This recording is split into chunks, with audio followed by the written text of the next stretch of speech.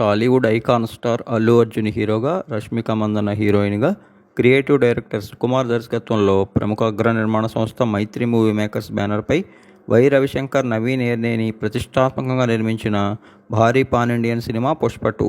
అంతకుముందు రిలీజ్ అయిన పుష్ప 1 మూవీలో తన అత్యద్భుత నటనతో ఏకంగా నేషనల్ అవార్డు సొంతం చేసుకున్న అల్లు అర్జున్ దాని అనంతరం పుష్ప 2లో మరింత అత్యద్భుతంగా నటించి ఆకట్టుకున్నారు.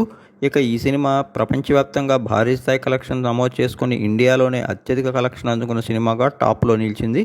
మరోవైపు పుష్ప 2 మూవీ తెలుగు రాష్ట్రాలు, ఓవర్సీస్లోనే కాదు, నార్త్ ఆడియన్స్ను సైతం విశేషంగా ఆకట్టుకుని అక్కడ కూడా గ్రాండ్ లెవెల్లో భారీ స్థాయి కలెక్షన్తో టాప్లో నిలవటం విశేషం. ఈ విధంగా నటుడిగా మరింత భారీ క్రేజ్ని సొంతం చేసుకున్న అల్లు అర్జున్ అతి త్వరలో అట్లీతో ఒక సినిమా, అలానే మాటల మాంత్రికుడు త్రివిక్రమ్ శ్రీనివాస్తో మరొక సినిమా చేయనున్నారు. ఇక ఈ 2 సినిమాల అనంతరం పక్కాగా అల్లు అర్జున్ పుష్ప 3 మూవీ చేస్తారని తాజాగా ఒక ఇంటర్వ్యూలో భాగంగా మైత్రి మూవీ మేకర్స్ నిర్మాతల్లో ఒకరైనటువంటి వై రవిశంకర్ చెప్పుకొచ్చారు. ముఖ్యంగా మరోవైపు సుకుమార్ రామ్ చరణ్ కోసం ఒక అత్యద్భుతమైన స్క్రిప్ట్ సిద్ధం చేశారని, అది పూర్తయిన అనంతరం పక్కాగా పుష్ప 3 సెట్స్ మీదకి వెళ్ళి దానిని వీలైనంత త్వరగా 2027లోనే రిలీజ్ చేసేటువంటి ఆలోచన తమకున్నట్లు చెప్పుకొచ్చారు.